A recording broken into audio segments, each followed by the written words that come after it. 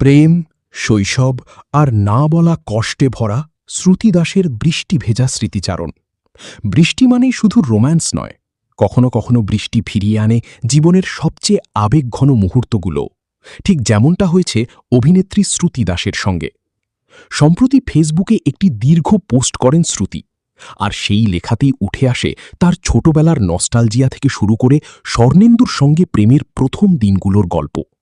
শ্রুতি জানান, ছোটবেলায় বৃষ্টি নামলেই মায়ের হাত ধরে ভিজতেন তিনি।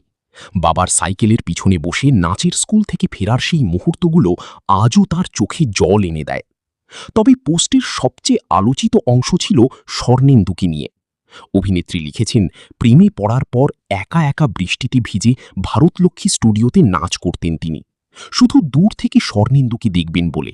আর স্বর্ণেন্দুও নাকি ইশারা করে তাকে মেকআপ রুমে ঢুকতে বলতেন, যাতে ঠান্ডা না লাগে। এই ছোট্ট স্মৃতিগুলোই আজ শ্রুতির কাছে সবচেয়ে দামি, কারণ সময় বদলেছে, জীবন বদলেছে, কিন্তু সেই অনুভূতিগুলো এখনও একই রকম রয়ে গেছে।